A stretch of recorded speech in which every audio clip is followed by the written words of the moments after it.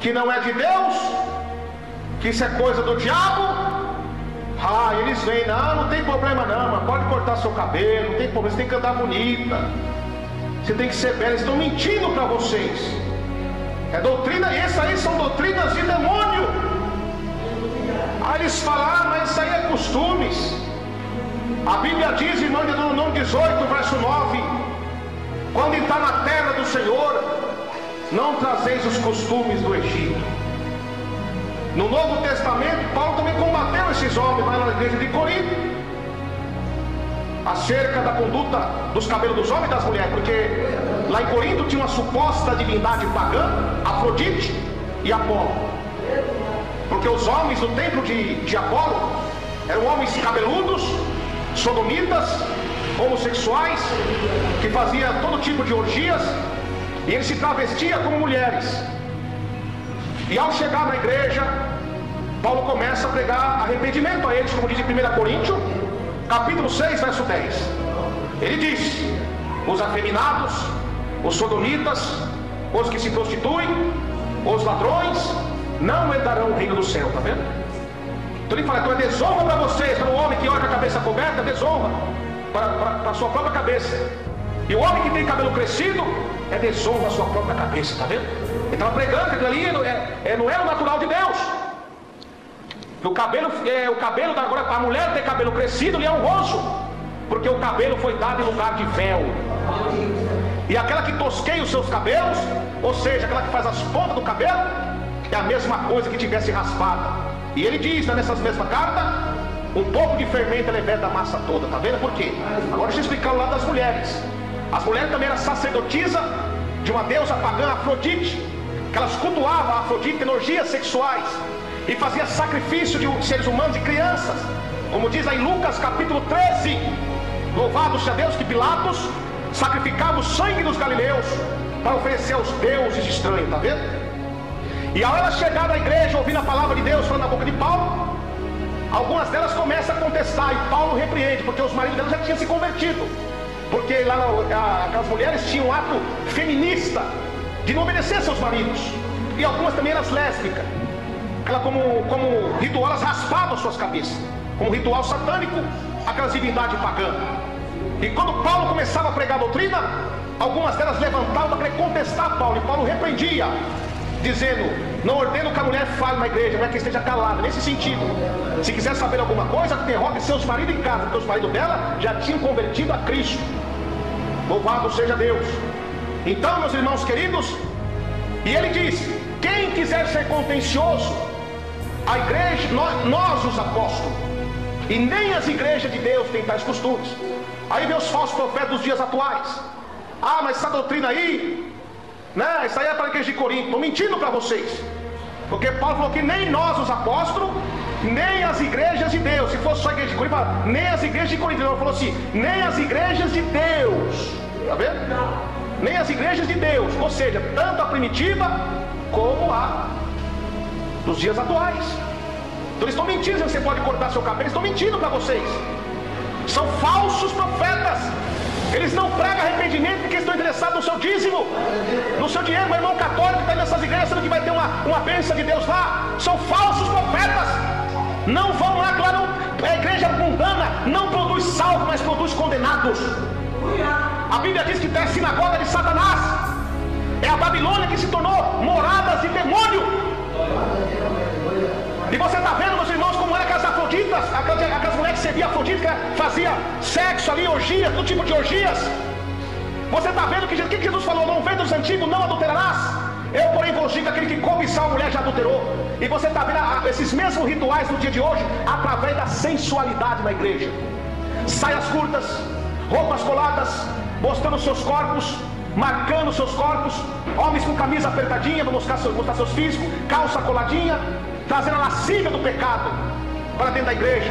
E não tem sido instrumento de cobiça, ou de Deus, mas sim de cobiça, fazendo muitos adorar a Baal, fazendo muitos adorar a Afrodite. Então achando que Deus está recebendo essa adoração, e não está. Mas irmão, você não pode falar assim. Mas o Espírito Santo que fala em minha boca pode. Porque em 1 Timóteo 5:20 fala: os que pecarem na igreja, repreenda na presença de todos. Nós temos que denunciar o pecado. Ah, mas a pessoa vai ficar sem graça. Não vai ficar sem graça, não. Você tem que entender que a verdade é essa, que Paulo não fez questão de pregar, não. Ele pregou mesmo lá em Efésios, lá em Corinto, dizendo que é pecado aquilo. E a Bíblia também fala, meus irmãos, que aquele que, se alguém ensina alguma outra doutrina, ele não se conforma com as sãs palavras do nosso Senhor Jesus Cristo, e com a doutrina que é segundo a piedade, é soberbo e nada sabe, mas delira acerca de questões de contenda de palavras, das quais nasce inveja, porfia, blasfêmia, ruins e suspeitas. Quando Paulo começou a pregar essa doutrina, muitos começaram a criticar. Veja lá em Filipos. Uns falam que essa doutrina que nós pregamos é costume. É os apóstolos que pegou. Paulo chega em Filipos, meus irmãos e minhas irmãs, e Lídia era uma mulher que vendia púrpura, que é uma cor escarlate, era um molusco, que pega um molusco do mar e fazia roupas finas, caríssimas, que somente os reis, os governantes podiam comprar, e as mulheres dos governantes. Roupas sensuais, roupas chamativas. E ela é natural de Tiatira, lá onde Deus falou: tenho contra ti que tolera Jezabel. Porque ali era um lugar de rituais, de sacrifícios, de idolatria aos deuses pagãos, prostituição. E ela ouvia a palavra de Deus da boca de Paulo. Ela hospedou, ela permitiu que Paulo pregasse em sua casa ali. Ela começou a ouvir e se converteu a Cristo. O demônio se levantou, Paulo expulsou. Aí Paulo começou a expor os costumes dos romanos, que era idolatria, que era adorar Diana, adorar Afrodite.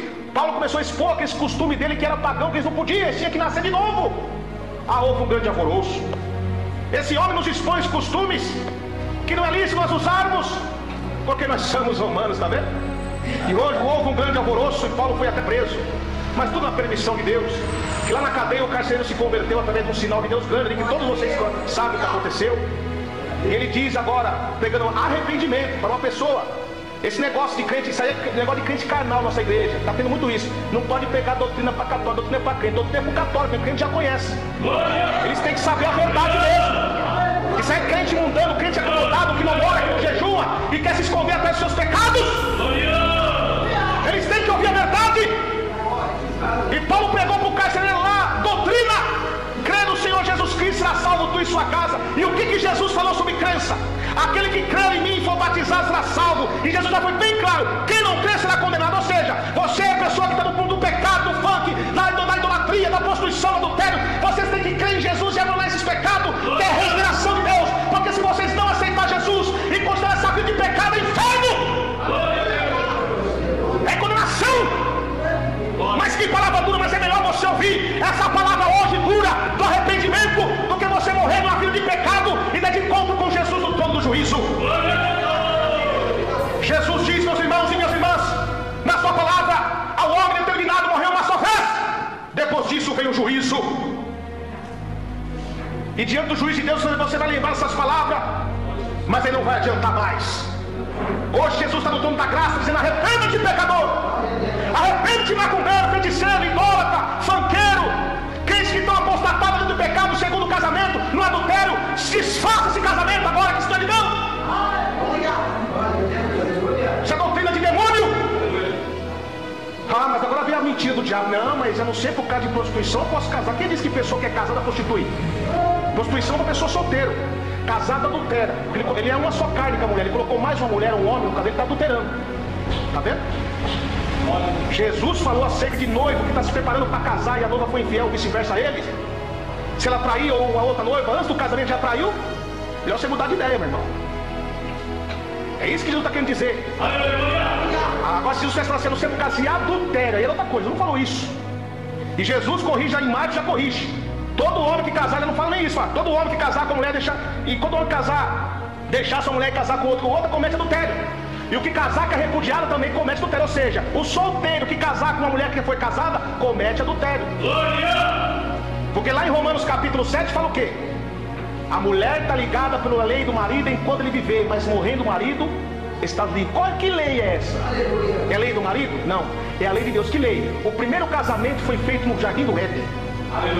A lei de Deus: o que uniu Deus não separa o homem. Está vendo? Ah, o bispo permitiu, o padre permitiu. Ah, no Brasil pode divórcio, eles podem permitir, mas Deus não. Se você fizer, é adultério. Então onde vai os adultos? Apocalipse 21:8: lago de fogo e enxofre. Não prendais ao jugo desigual com os infiéis. Ou seja, também, crente que está na igreja, dá uma estratégia agora do diabo. Não, eu vou casar com ele lá fora para trazer ele para Jesus. Isso é coisa de mundano, de carnal.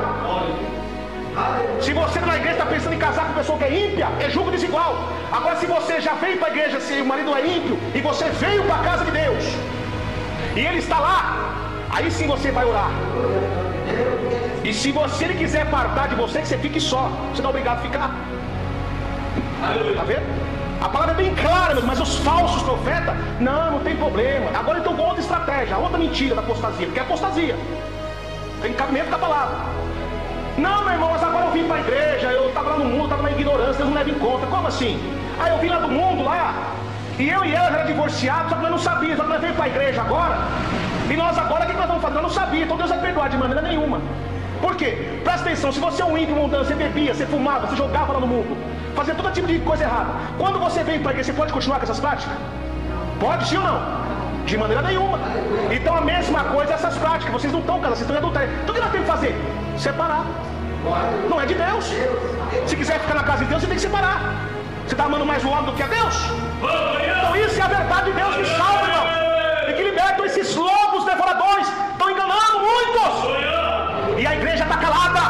Muitos pregadores estão calados, porque não lê Bíblia, porque não ora, não jejuma. Em vez de pegar uma palavra, estudando e lendo a Bíblia, fica copiando o pregador de internet, fica se baseando nesses livros hereges, esses pastores mundanos.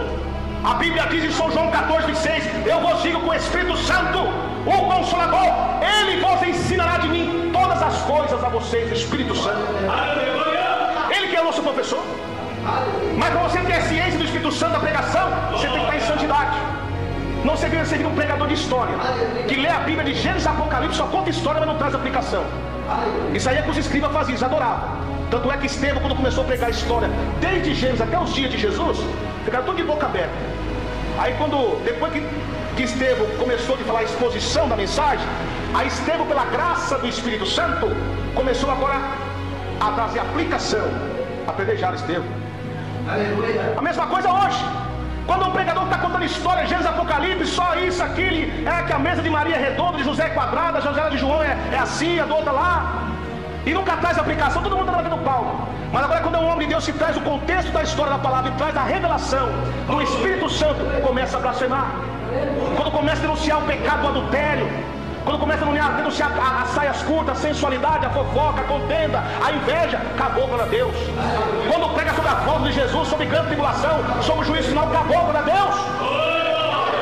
E a Bíblia diz: não deixai que os vossos corações se encarreguem nas glutonarias, nas bebedices dessa vida, porque o dia do Senhor virá como um laço sobre todos os moradores da terra. Glória a Deus.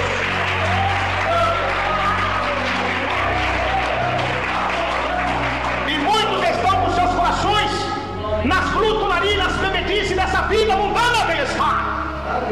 A Bíblia diz: não embriagueis com vinho, porque há contenda, mas enchei-o do poder do Espírito Santo. Mas muitos estão embriagados pelo vinho da contenda, pelo vinho do adultério, pelo vinho da fornicação, pelo vinho da ira, pelo vinho do ódio do coração. E você que odeia seu irmão, você é um homicida. Você nunca matou ninguém não, mas se você tem raiva do seu irmão, a Bíblia diz em 1 João 3,15 que aquele que odeia seu irmão, ele é um homicida. E os homicidas vão para onde? Lago de fogo. Aonde a apostasia também entrou na igreja, o pecado da mentira. Está cheio de crente revelando na carne, revelação na carne, porque agora a moda da igreja agora é revelação. Na hora da palavra, o fulano está conversando, andando para lá e para cá, não dá nem atenção na palavra. Chega na hora da profecia, na revelação, fica todo mundo calado. Pura idolatria. E está cheio de crente que não tem vergonha na cara. Fica idolatrando pastor e pregador de revelação. Os idólatras vão para onde? Lago de fogo. E cuidado, não sou contra a revelação. A revelação é de Deus sim, mas provai os espíritos que são de Deus, meus irmãos. Que está cheio de falsos profetas na terra, revelando na mentira. Está cheio de vai ter 3 dias de escuridão, é que vai cair choque não sei na onde, é que Jesus vai voltar tal dia. São mentirosos. A Bíblia diz em São Lucas 21:8, apareceram falsos profetas, dizendo que o tempo está próximo, não vás até ele. Sabe o que Jesus está querendo dizer ali? Apareceu um falso profeta pregando sobre a vida de Jesus, mas de maneira equivocada, marcando data e hora da vida de Jesus. São soberbos. Jesus já deixou profetizado no sermão profético o que aconteceria, e ele fica se baseando em sites piratas de internet, de sol, de lua, depois fica deduzindo dizendo que Deus revelou para ele. Falso profeta, espíritos enganadores, doutrinas de demônios. Fuja dela, povo meu. Fuja desses homens enganadores. E cuidado com esses reveladores da mentira também. Deus tem um recadinho para vocês. Não sei se tem nosso meio, mas se tiver, aprenda hoje, se arrependa. Deuteronômio 18, verso 21 fala que toda palavra que o profeta dizer, sendo que Deus não falou, de assim do Senhor, sendo que Deus não falou, com soberba falou tal profeta morrerá. Cuidado, será filho de morte. Mas eu estou vendo um monte de pegar revelação na cara, não estou vendo nenhum monte, está morto espiritual há muito tempo. Eu não tenho mais a essência do Espírito Santo. Vamos encerrar essa mensagem. Vai encerrar até a última. Deus fala, quem são os mentirosos? Pela hipocrisia de homens que falam mentira. Pode jogar futebol, não tem problema. Vou jogar um futebolzinho para o esporte.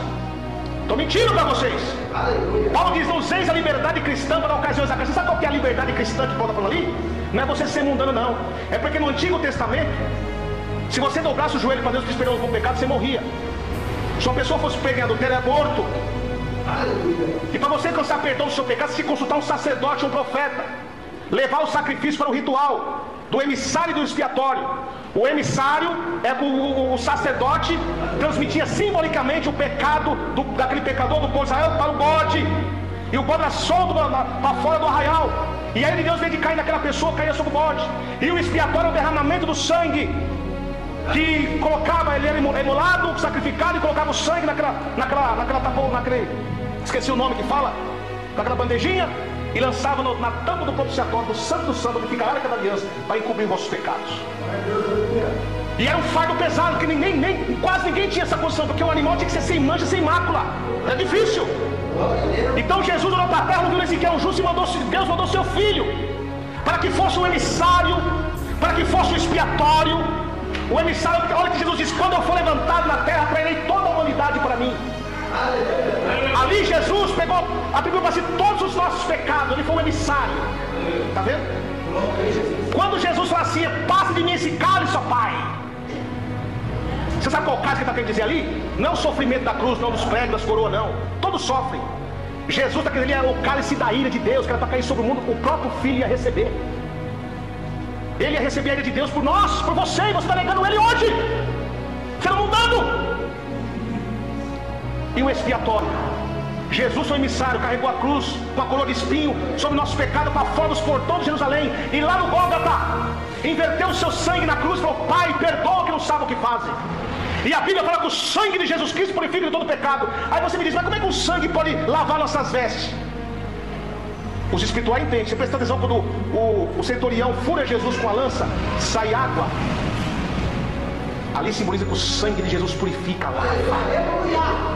Lavou nossos pecados, pagou o preço por nós. Agora, porque Jesus pagou o preço por nós, não dá o direito de você continuar na vida de mundano, porque aquele que amar a sua vida, perde lá. Aquele que amar a vida mundana, do futebol, das coisas mundanas, vai perdendo no confundo a liberdade cristã para dar corações à carne. Qual é porfia, emulações? Porfia, teimosia, emulações, é disputas. Já nos tempos antigos, meus irmãos e minhas irmãs, tinha disputas de jogos de dardos, joga de flecha. Nos coliseus tinha lutas de gladiadores. Nos coliseus ali tinha tourada, onde as pessoas apostavam. E quem era sacrificado ali naquele teatro? Os cristãos. Pode ler lá Hebreus 11:35. E era um ritual satânico de adoração aos deuses pagãos da Grécia. E como está sendo o futebol hoje em dia, não é a mesma coisa? Quanto sangue está sendo derramado através dessas torcidas? Quanto sangue está sendo derramado através dessas novelas mundanas? Quantas crianças estão morrendo espiritualmente com a influência da televisão, dos videogames, desse celular na mão do seu filho? Porque já na antiguidade tinha uma suposta divindade Moloque que exigia sacrifício de crianças. E aquele que passasse seu filho ao fogo do Moloque será destruído de Deus. Qual é o Moloque? É a televisão. Seus filhos estão crescendo com a influência do funk, com a influência do homossexualismo, da prostituição, das novelas da malhação, das prostituição pagã. Tem mulher que, se uma mulher na igreja passa toda sensual, ela já olha para o marido com ciúme. Mas é engraçado que a mulher está pelada dentro da sua casa e você não tem ciúme, porque está na televisão. Está se beijando, se abraçando na televisão, na frente dos seus filhos. E por trás dessas novelas tem sacrifício de criança, para alcançar sucesso. E você está compartilhando com isso. Não confunda a liberdade cristã para ser mundano. camisa de futebol, idolatria. Para onde vai as idolatrias? Inferno. Então não confunda essa liberdade cristã, meu irmão, para dar ocasiões à carne, para ser mundano. Jesus diz: quem quiser vir após mim, negue a si mesmo, tome a sua cruz e siga-me. Jesus é renúncia, pode estranho do que é renúncia. É o homem morrer para o mundo e o mundo morrer para ele. Isso é renúncia, é cruz, meus irmãos, morrer para o mundo. Agora encerra, o mentiroso. Agora virou moda na igreja, mulher tudo pintando o cabelo, mulher senhora de 80, de 60 anos quer ser moça. Pintando o cabelo é pecado de mentira. Ah, mas é coisa do R da igreja. Não é, a própria palavra que diz. A força do jovem está na sua sabedoria, e a beleza dos anciões está em seus cabelos brancos. E se você pinta seu cabelo, você está sendo mentiroso ou mentiroso, sabe por quê? Para o mundo pode estar preto como carvão, mas o natural de Deus, se é loiro, se é preto, se é branco, para Deus continua branco. E se você pinta de outra cor, as pessoas estão vendo aquela coisa, está sendo mentiroso, mentirosa. E para onde vai os mentirosos? Lago de fogo e enxofre. Porque você está transmitindo uma coisa que não é mentira. Mas se eu me cortar cabelo, irmão, e as mulheres que tem o cabelo curto, olha para sua mão aqui. Quantos dedos tem? 5 dedos cada mão? Todos os dedos são igual? Cada um no seu tamanho normal? Mesma coisa é o cabelo das mulheres. Uma tem o cabelo crespo curtinho, outra tem o cabelo comprido, outra tem o cabelo colado. Então se você muda o natural de Deus, você está sendo desobediente. E o desobediente é o pecado do quê? Feitiçaria. Os feiticeiros vão para onde? Lago de fogo e enxofre. Tudo resumindo isso, no final do apocalipse vai para lá que vai. E os falsos falam: não pode. Agora Jesus falando em Mateus 5, 36 e 37: não jurarás da sua própria cabeça, porque não pode um fio do seu cabelo branco ou preto. O que passar disso é procedência maligna. Você pode estar pintando o seu cabelo de qualquer cor. Jesus conhece as igrejas. Cada um ele fala: eu conheço. Então esses homens que estão permitindo tudo isso, futebol, essas coisas mundanas na igreja, eles são mentirosos, são inimigos da cruz, são usados por Satanás. Deus é bom para enganar vocês. Ah, mas faz cura, faz sinais lá, meu irmão Emerson. A besta vai descer fogo do céu, meu irmão. Faz sinais de prodígio que se capaz de enganar os escolhidos, diz a Bíblia. Então cuidado. A essência do homem de Deus, ser de Deus, não está pelos dons, nem pelas maravilhas. Porque muitos vão chegar a dizer: curei em seu nome, Jesus. Profetizei em seu nome. Fiz milagre em seu nome. E Jesus disser: apartai-vos de mim que eu não te conheço, que praticais a iniquidade. O que salva é santificação, corpo, alma e espírito de obediência a Deus. Amém, igreja? Só tomar cuidado com os falsos profetas.